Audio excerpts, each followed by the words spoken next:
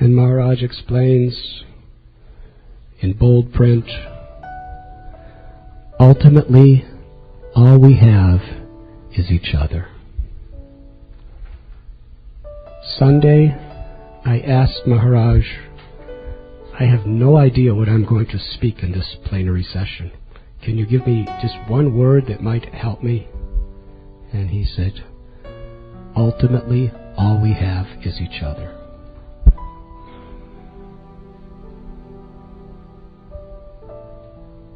We need each other. When you're on a battlefield, you can't fight a war by yourself. You need your comrades. We may have all kinds of different backgrounds, may have all kinds of different personalities, may all different types of habits, but we need each other desperately, because Maya is a very, very powerful enemy, and she has the whole world as her army, and she has so many weapons, both from within and without, that she's attacking us with. Prabhupada said, united we stand, divided we fall. We need each other. It's urgent. It's desperate. If you're in the battlefield, in the front lines, and the enemy's shooting and throwing bombs and hand grenades and everything else, your fellow soldiers, you're all protecting each other. Protecting my fellow soldier is as important as protecting myself, because without him I die. Without her I die. Yes?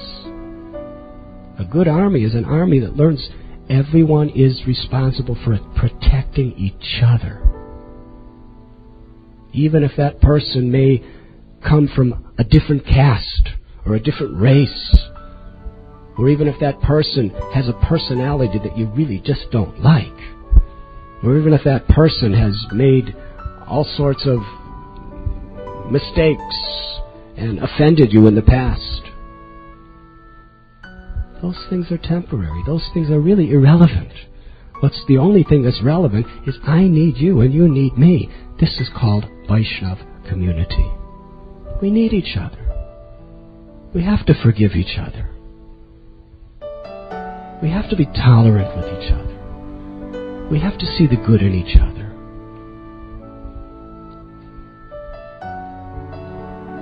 Not as a matter of niceness, but as a matter of absolute necessity for our spiritual life.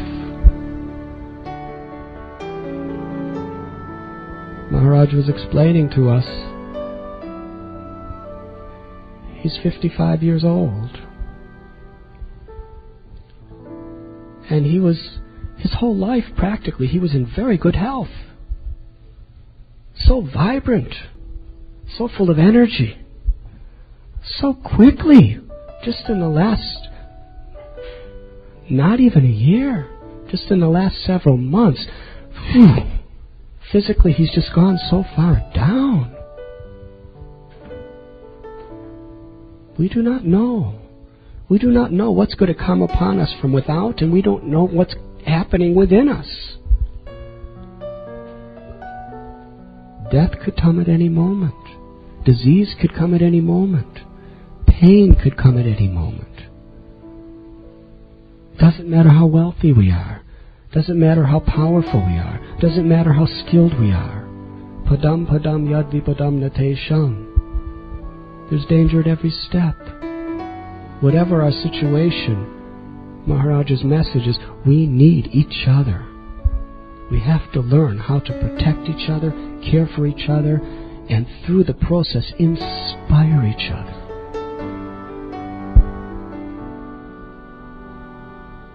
One of the greatest possible services you can do for another devotee is by your example to inspire them to take shelter of the holy name, to take shelter of the holy deity, to take shelter of the philosophy, to take shelter of devotional service.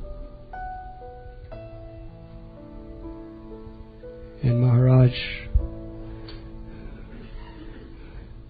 he explained that ultimately we should be a genuine family. And what is the special feature of a genuine family? Is we share our failures as well as our successes with each other. We share each other's hearts in good times, bad times, in glorification or in persecution, in success or in failure. We're here for each other. Isn't that what family life is about?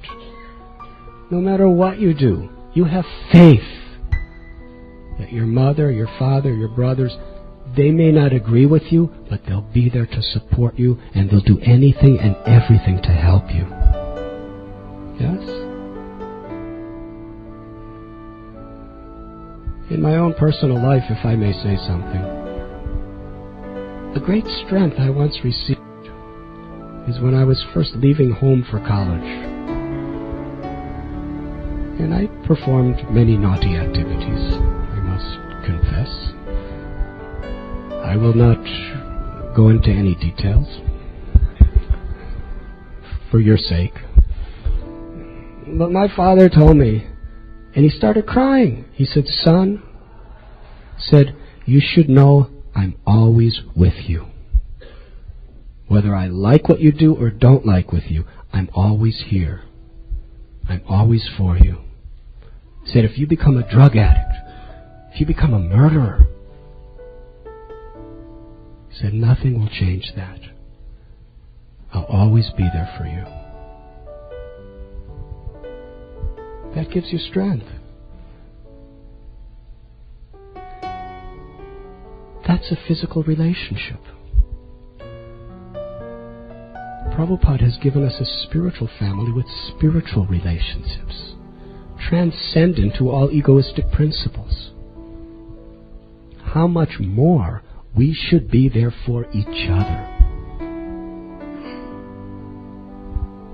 Because for most devotees, they need this sense of stability in relation to devotees to be inspired.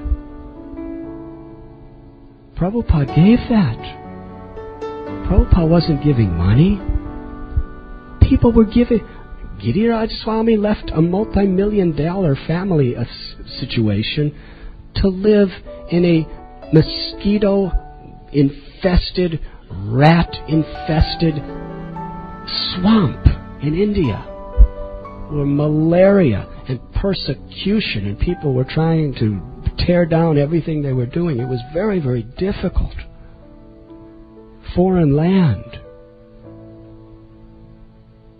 His father came and offered him $1 million to come home. His reply was,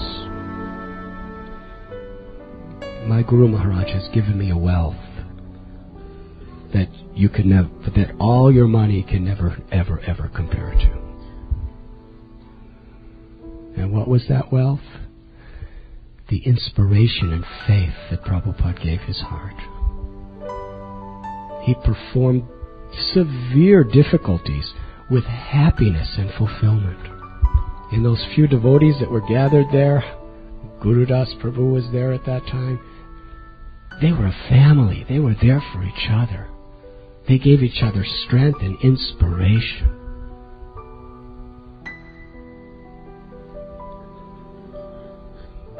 So devotees need that. Great Paramhamsas, they're simply giving. But in a preaching mission, we must know that if we want to actually inspire devotees to really pursue the path of pure devotional service, they must feel that support. It's not simply a matter of money. It's a matter of the service attitude. That I'm here for you. I'm there for you. I'm for you. We are for each other. This is Maharaj's last message. Ultimately, all we have is each other. Because it's in our relationships, it's in our association that we can achieve Krishna.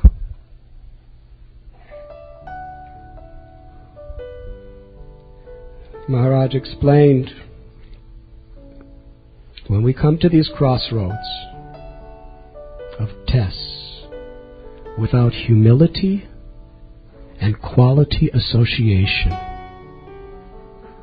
we will choose the path of temporary failure.